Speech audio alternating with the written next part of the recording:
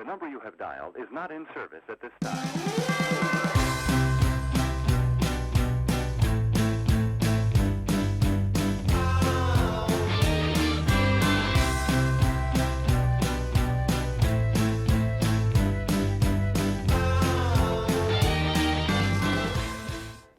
Welcome to Spotlight on the Arts. I'm Patrick Cristiano, your host, the publisher of TheaterLife.com, a website for theater buffs covering everything theater.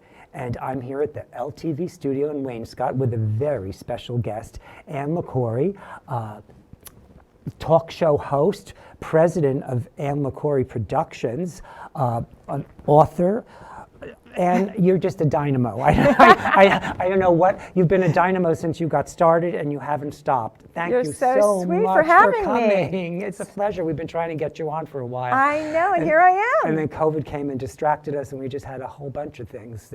I know, but here we are. But you're one of the very first female sports talk show hosts. Right. Well, WFAN Radio is the first all-sports radio station ever in the entire country. And it started back in 1987. And I was in my 20s at the time and was working at ABC Radio Sports Network. And WFAN was about to start. And nobody thought it would work, an all-sports radio station, but they asked me to host a weekly show there.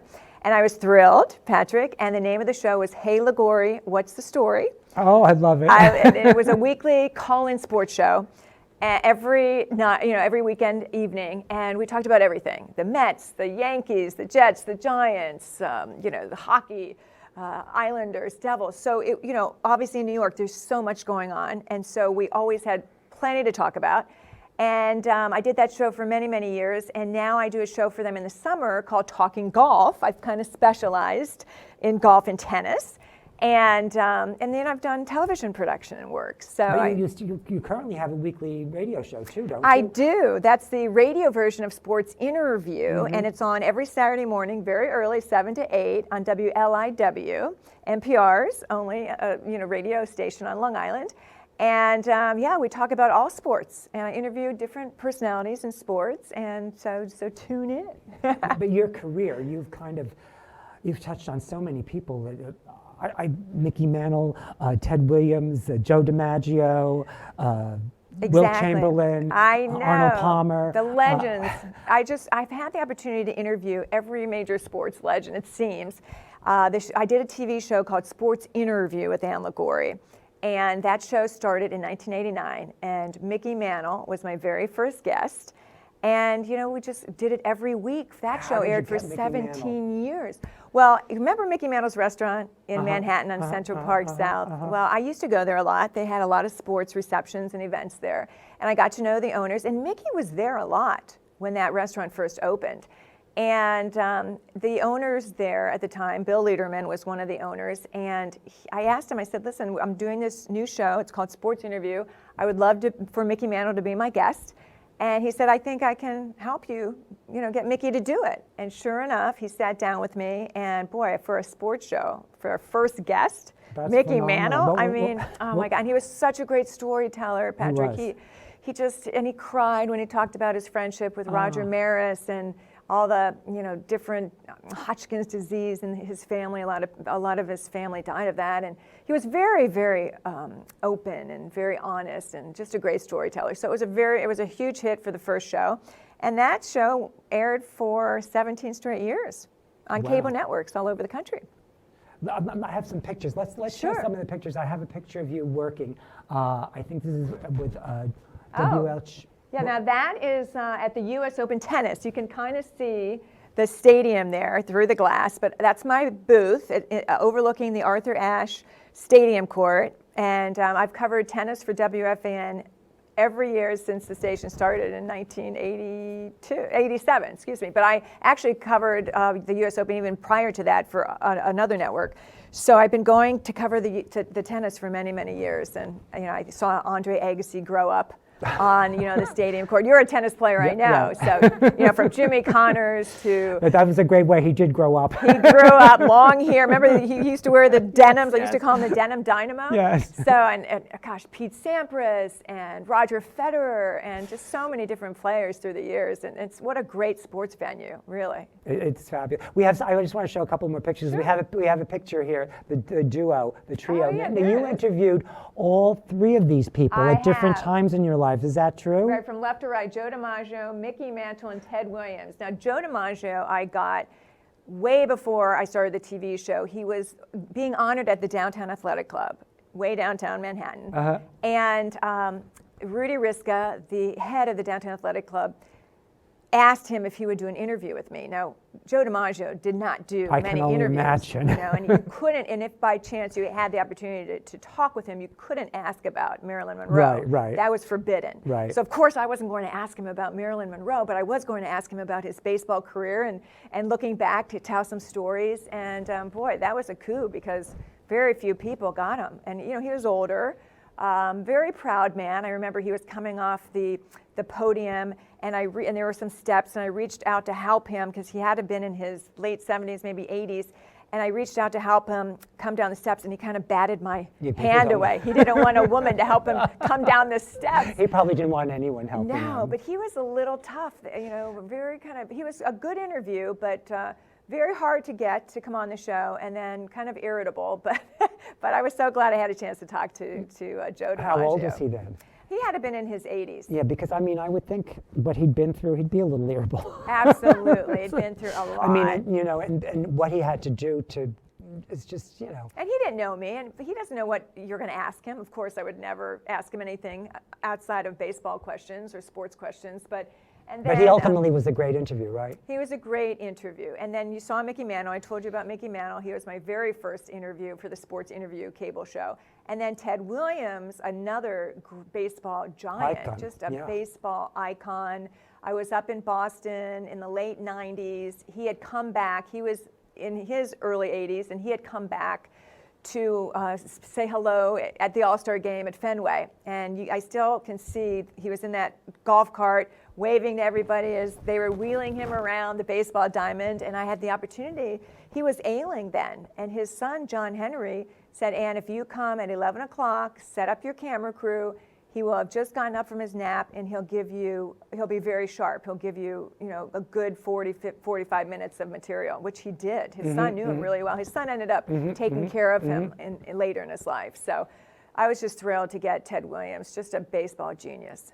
Now, let's see. We have a couple more pictures. I just want to see who else. Sure. I forgot who I selected. Oh, Muhammad Ali. How do you like my hair? I was a brunette. Let's take the picture down and just talk about Muhammad Ali, because Yes. you met Muhammad after his Parkinson had kind of advanced, and you were seated with him. Yes. And That was in the late 90s. And you I was shared some intimate things just a little while ago. Can you? Right. So he had Parkinson's disease, and he couldn't really talk. So I didn't interview him as you and I would be interviewing somebody. But I had the honor of sitting next to him at the sports luncheon. And again, it was at Mickey Mantle's restaurant. There were a lot of sports functions and luncheons and whatnot at Mickey Mantle's restaurant back in the day. And just to have the opportunity to sit down next to Muhammad Ali and have lunch with him I was thrilled. And he didn't talk much, but he talked through his eyes. I just honestly, I could understand him because he communicated a little bit. But with the Parkinson's disease, it was hard to understand, and it was hard for him to talk. But I just felt that I knew exactly what he was saying just by communicating through his eyes. It was just incredible. Yeah, I was a big fan of Muhammad Ali. I think. Just who isn't? I mean, Yeah, the guy was yeah. just such an icon. And, I had the opportunity to interview every week. The show went on for 17 years, so I have over, 750 interviews, 22 minutes, and I own the rights to the entire archives, Oh, Patrick. wow. To every interview I've ever done, I maintain the rights to every one. So what would you do with them at some point? So I license them out now. ESPN will want 5 minutes of Arthur Ashe, or the Tennis Channel may want 10 minutes of Roger Federer. But I really want to do something more with them. I'm putting together my second book, where I talk about not only interviewing these icons, but the stories behind the interviews. There's always a story behind the story, as Right, you right, know. right. I'm picking about 30, 35 of my top interviews, and I'm working on a book about them. And what will it be called? Sports Interview with Ann Liguori. Well, here's Ann's first book, is A Passion for Golf, which you wrote a couple of years ago, you said? I did. You know, and you also started a celebrity, Ann Liguori, a charity. Charity golf tournament. Charity golf Well, first tournament. about this book. 22 years. Yeah, let me talk about A Passion for Golf, because this book is a compilation of interviews that I did with celebrities. Not necessarily, there are some sports celebrities in here, but celebrities like Matthew McConaughey, Celine Dion, Smokey Robinson, all Alice celebrities Cooper. that love to golf. Exactly. not pro golfers, but But they celebrities love to golf who love to anyway. golf. And using golf as a vehicle to get to know them was fascinating, Right. because we didn't talk about their golf games. We talked about everything else that they were doing, their success stories. And so golf is just such a great sport to get to know somebody. So anyway, so that is a compilation of all these shows that aired on my show called Conversations with Ann Liguori, that aired on the Golf Channel for many years. I was one of the originals on the Golf Channel. I can't wait to read it. Yes, you'll love it. Because it's not really about No, golf. it's it's really- really about who these people are and just what I learned about them while golfing with them. Now, is golf really your first love? It is now, yeah. Well, it has been for the last 15, 20 years. And as you mentioned, I've been hosting a charity golf tournament every year for 22 years. We just had the 22nd annual Ann Liguori Foundation Charity Golf Classic. We did it at Maidstone in East Hampton. Mm-hmm. And it was a huge success, and I was happy that we could pull it off during the pandemic, but everybody was very careful. Everybody wore masks, and they had all kinds of regulations, so it was, it was a little difficult to stage a tournament during the pandemic, but we were able to do it, and they were thrilled, and we raised money for cancer research. Yeah, So did you, I was so thrilled about when it. was it? It was October 8th on my birthday. So you just finished. You just had it. We just Oh, had it. happy birthday to you. Thank you. I know I had a big birthday, and it was the only date that they had available. Normally we do the tournament in June, and so when they said we'll do a few in October, would you like October 8th? I said, well, that's my birthday, but yes, it was so important to me to raise money for cancer research. I lost my dad to cancer when I was in college. And I lost my brother a year later to leukemia. So we were hit hard as a family, within a year and a half of each other. And so originally the American Cancer Society came up to me and asked me if I would host a golf tournament to benefit American Cancer Society. And I said, absolutely. And then it kind of grew into this, I put my own foundation together so we can help a variety of not-for-profits that really focus on cancer research, cancer prevention, cancer care, and so we're very proud of the work we do with it. Oh, that's wonderful. Thank you. Yeah. Thank you. I'm sorry for your losses too. Oh, it seems like it was so long ago, but I think about my dad and my brother every day, and I can't do enough to raise money and awareness for these causes. And getting to do it this year, the golf tournament was, extraordinary. Because very few people could follow through with any of the things that they had planned to do. And it was one of the things I wanted to talk about, how we all coped during the pandemic. And you sound like you just came through in flying colors. So. Well, look, I work out of my house anyway, right? And so whether I'm working out of my office in Florida or my office in New York, I'm just very much isolated. I don't really, aside from interviewing people like you interview people, I didn't really see a lot of people. And because I do a lot of radio, a lot of my work is done with my own radio equipment right in my office. In isolation. In isolation. And ironically, I did cover the U.S. Open Golf at Winged Foot. They did give me a credential, but there were no spectators there. And all these major tournaments, the U.S. Open Tennis Championship, no spectators. So it was very different in the sports world because none of these major golf or tennis events had any spectators, and very few even allowed media to go. So it was very different with the pandemic, and hopefully things will improve for 2021, but you just never know how sports will continue to be affected. It's going to be a little while, I think, but I think we got through it. Originally, the swine flu, was it the swine flu that we had? When they had that, it's over 100 years ago, and it took a while. Yes. We just have to mask up and social on. distance, do all the things that everybody tells you to do, and that's what we do. And just I keep mean, doing it. Just keep doing At it. the golf event, they put these plastic dividers in the golf carts. Oh, that's fabulous. And obviously you couldn't go in the clubhouse. We did everything outside. We even had our dinner, Patrick, outdoors at the beach club, which was beautiful, but it was outside. It was a little chilly. They had heat lamps, but it worked. It worked, and we raised a lot of money for cancer research, so we were thrilled. Good for you. Well, we have a few more pictures. Sure. I think the next one is Will Chamberlain. Oh yes, look at that. And Jim Brown. Two of my favorite interview subjects, really. Will Chamberlain was so compelling, and that was in the Waldorf. That picture was taken. We had a suite in the Waldorf, and Will Chamberlain, was so tall that he literally, the Waldorf didn't have a lot of tall ceilings or doorways, so he literally had to bend his knees just to get into the suite. And he's standing up straight now, but just to get into the room. And it just shows the size difference, right? And he was. How old were you there? You look like I was probably in my 30s there. Again, I was. You a look like brunette. you're 21. Oh, you're so cute. Or 19 even. I know. But Will had opened up to me, and he was like 7'2". You can take the picture down. He was that tall as a teenager. He really grew fast, and he, before he got into basketball, he was kind of psychologically damaged by his height.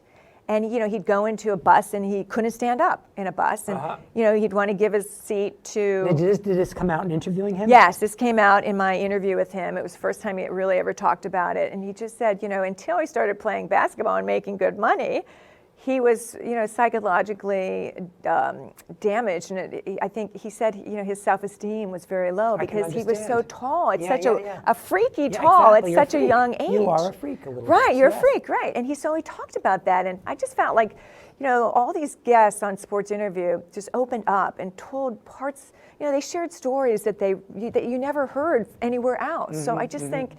The stories are timeless, even though a lot of these legends, Wilt has passed away, and, Mickey Mantle has passed away. A lot of the guys that I interviewed when I was in my 20s and 30s, I got when they were quite old, and, they're no longer with us, but their stories are but you ageless. get such better perspective at that point. They really know who they are. They know Absolutely. what they've been through. You can have an in-depth interview instead of another moment off the cuff.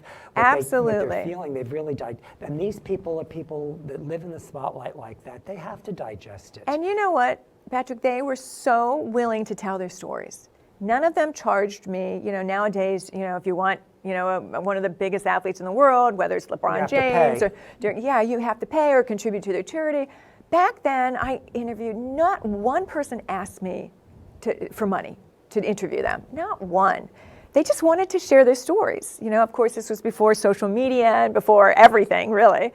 But they were great storytellers. And you saw the picture with Jim Brown. Jim Brown is doing well. He's been on my radio shows. He's been on my TV shows. I outdrove him in a long drive competition at a celebrity tournament years ago, which I can brag about now. But I did tee off from the forward tees, the ladies' tees. But well, that's only a few feet, isn't it? I know, but he obviously, we became good friends. But he did such great work. He started an organization called the American Program, teaching life management skills to gang members. Wow. In LA. So wait till you hear this story. So we were friends through all the times I had him on my show. And he said, I was in LA for business one year, and he said, do you want to come to my house in the Hollywood Hills? I'll be conducting an American program with all these gang members. Do you want to come and watch? And I thought, well, boy, how interesting would that be to see Jim Brown, talking to these gang leaders and members. And so I said, okay, I think I'll give it a try. So I park up there and by his driveway, walk down the driveway. There were metal detectors that you had to walk through. You had to check your weapons at the door. And I'm thinking, do I really want to? You didn't have any, did you? No, I didn't have any, but I honestly realized why he did that. But I thought, do I really want to go in here? Am I going to be safe? And it was really kind of very scary. But I went in, and he was. But did that feeling went away pretty quickly? Once I got in there, because they were so eager to hear what Jim Brown had to say. He was teaching them about, life management skills and about being peaceful. They would go to him instead of the LAPD. And it was just fascinating to watch him talk to these guys. That's an extraordinary story. It was like they were eating out of his hand. They were just in awe of Jim Brown. And here I am looking at these guys thinking, all right, I know they just but killed other people on their block. He found a wonderful calling for all of his energies and everything. Right. That's incredible. We're getting short on time. Let's see the next picture because I want to run through these pictures if we can. I want to talk about, this is you with Celine Dion, who is going to be featured, I guess, in your new book. Right. So would you have some story to tell about Yeah, so Celine Dion. So I was one of the originals with my own show on the Golf Channel as well. And that show was interviewing celebrities who golfed. Right. And so years ago, I went to Montreal, and Celine Dion loved golf. And she and her husband, Renee Angelil, You met him too? I met him too. They bought a golf course so they wouldn't have to wait for tee times. So they literally bought a public course and turned it into their own private course. And they invited me up, and I spent the whole day with them. And it was so wonderful. How often do you get a chance to spend that much time with these megastars? And so from an interview. On their own golf course. Right, on their own golf course. And so here I was, getting to know Celine Dion and playing golf with her at the same time. And she took up golf because her husband was a diehard golfer, and she wanted to spend more time with him. Oh, wow. So she became a good player because there was another person in that photograph, a woman. That was a golf pro. She took her golf pro with her She's here everywhere. Now. They put it back up. Yeah. Oh, maybe you're seeing the camera guy. But Okay. her golf pro was in the background and went all over. Anytime Celine went golfing anywhere, the golf pro went with her. So Celine has a gorgeous golf swing. Just amazing, right? So we'll get more stories on Celine in the new book. Yes, well, Celine is actually in this book, A Passion for Golf. I have Matthew McConaughey, Celine Dion, I have Vince Gill, Amy Grant. I have all of these celebrities that I golf with in this book called A Passion. So the new book is not. I got confused for a second. The new book will come out, and that will be all the sports legends that I've interviewed. I got confused backwards. I got it backwards. That's okay. So we have a few more pictures, yes, I think. What else do we have here? Arnold Palmer. Because I loved Arnold Palmer too. The King. The King, Arnold, was one of the founders of the Golf Channel, along with everything else he did. And, he was just such a legend. He did so much. He and Mark McCormick were the reasons that sports marketing, that term, even became a term. He was the first athlete to really, become a pitchman for all these products. And, he sponsored all kinds of he had all kinds of endorsements. Well, Arnold, if you're in the golf business, Arnold is just the guy. He's the pinnacle. And he's the pinnacle, the king. And I had an opportunity to interview him many times, but one of my most probably enduring memories of Arnie was just a couple months before he passed. I went to Latrobe and got to visit him in his office. And he was in his office signing autographs, which he did every day for 3 hours. He signed all kinds of memorabilia, even when he wasn't feeling well. And he got up, he kind of staggered a little bit and got up, he was not well. And he talked to me for 20 minutes. We had a lovely conversation, and I knew that he wasn't well. So I was happy that they were able to set up a meeting between Arnie and myself, a couple months before he passed. Oh. Yeah. And we're almost out of it. We have very little time and a few more pictures I just want to run through real quickly. I want to talk about this because you have a jewelry line. Yes. Sand and natural elements and with rope design or something? Yes, it's called the Hamptons Rope Collection, and it's just very stunning. It's sand from your favorite beach or golf course or any natural element. And I have the earrings on and the necklace, but you can send, it's called dunejewelry.com. You can send the company your sand in a little, plastic bag, or they have a sand bank with sand from all over the world, from beaches all over the world. Say you want sand from Positano to be put in a necklace or a bracelet, they'll have it.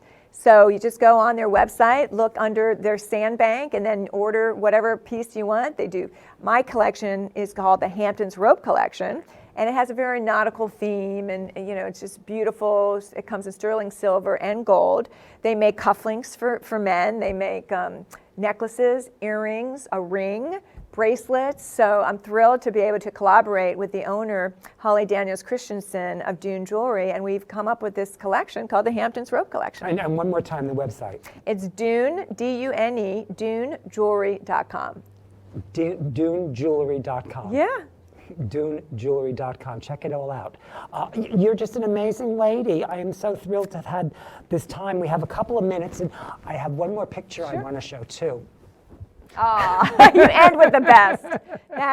I know you're a dog lover. Well, I'm a dog person. You know, I wrote a show about my dogs Yes. too. So, but this breed is one that Goldens are one of my favorites. This is your dog. This is Sky. That's Sky, Skyman, 14 who's years old. 14. Yeah, he's doing well, and I take him everywhere. I'm surprised I didn't bring him here. I would have brought him. I wish you had him. Yeah, he'd be all over licking you and hugging you. He's such an affectionate dog. But yeah, Golden Retrievers is a great breed, and I love all dogs. So I take him to the radio station with me.